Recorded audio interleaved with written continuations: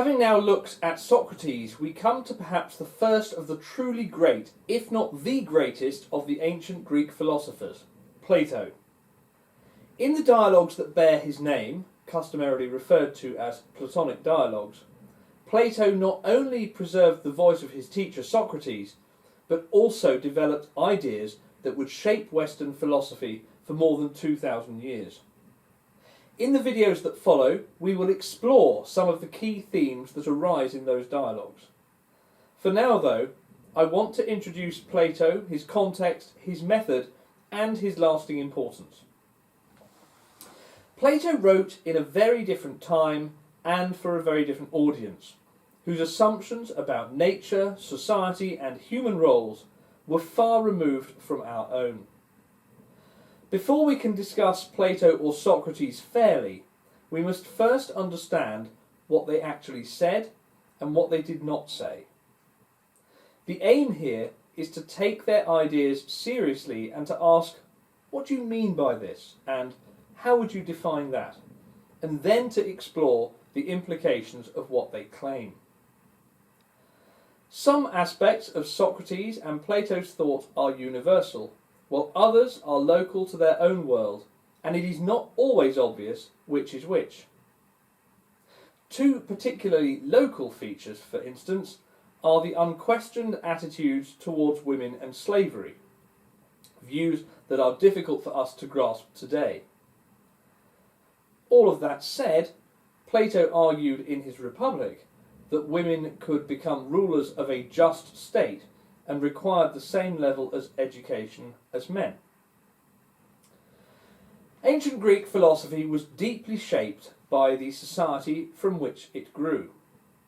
The polis, or city-state, was communal in nature. Athens, along with Sparta and Thebes, was one of several such states.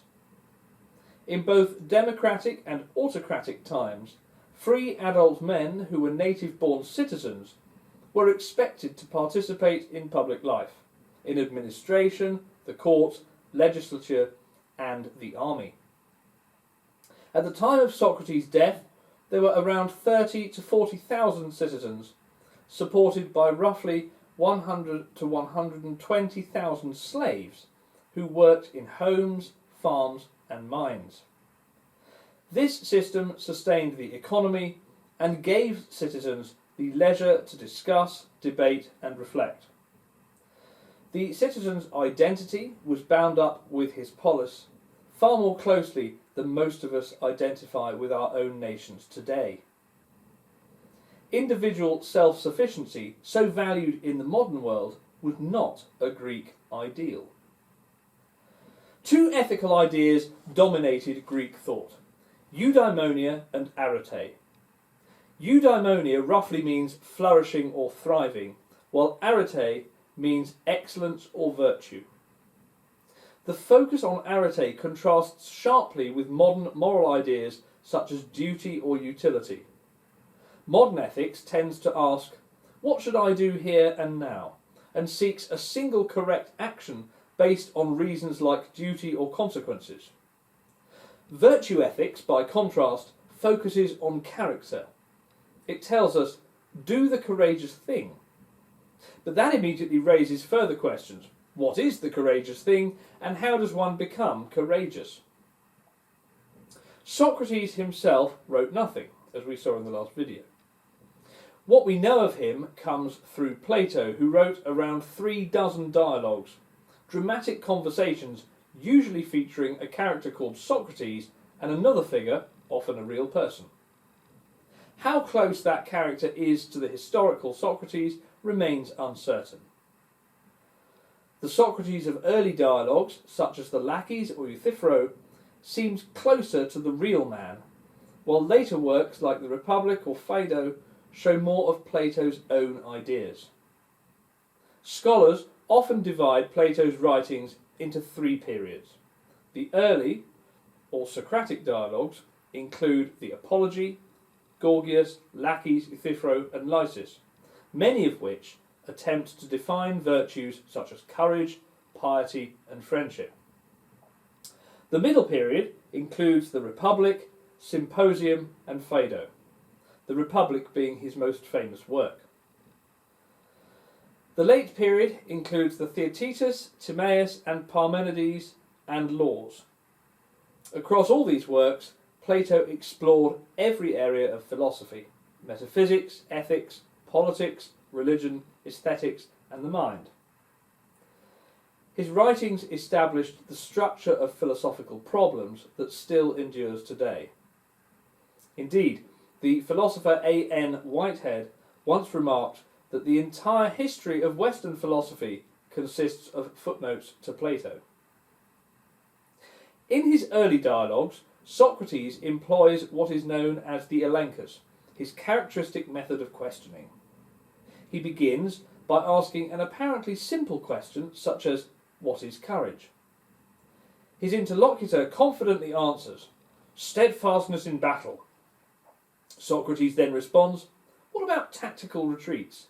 Can those not be courageous?" Each answer invites a counterexample, forcing the speaker to refine or abandon the definition. Through this process, Socrates exposes contradictions and hidden assumptions. Although he claims to know nothing himself, this is an instance of Socratic irony. He clearly knows enough to uncover the weaknesses in others' reasoning. Socrates relies on shared meanings in language, teasing out how we already use words like courage or piety. In this sense, he was the first analytic philosopher, someone who takes ideas apart to see how they function. The sophists, by contrast, were professional teachers and rhetoricians in ancient Greece who, for a fee, claimed to teach wisdom and virtue. Socrates mocked them, saying he wished he could afford their knowledge.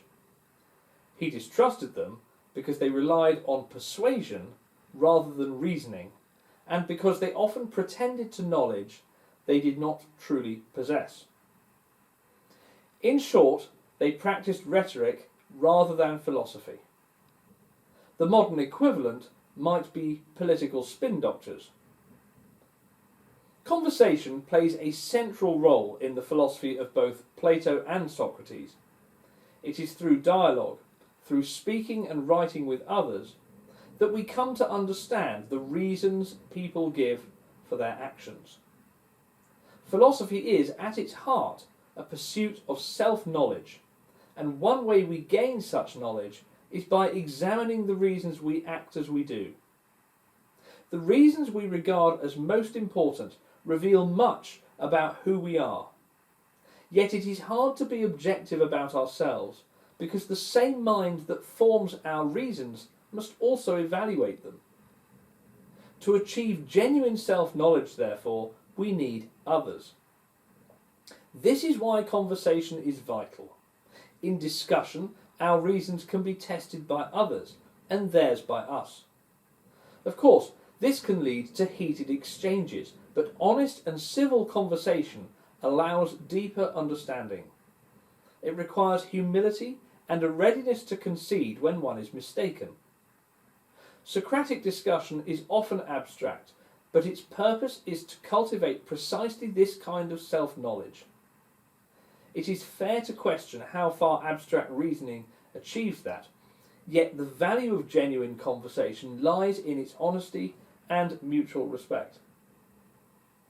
Authentic conversation, unlike manipulation, respects truth and the person one is speaking to. Indoctrination or persuasion that appeals to emotion or vulnerability is not authentic, because it treats the listener as an object to be persuaded rather than as a partner in dialogue. Plato detested this kind of manipulation, and that is one reason he so distrusted sophistry. Genuine persuasion appeals through legitimate means, recognising one's interlocutor as a rational participant, not as a tool to be used. When rhetoric is used to win at all costs, it disregards the humanity of one's audience. This is what most deeply concerned Socrates. persuasion that exploits rather than respects the listener's capacity for reasoning. Plato and Socrates together remind us that philosophy is not only about argument but about conversation, real honest dialogue between equals. It is through such conversation that we discover not only truth but also something of what it means to be human.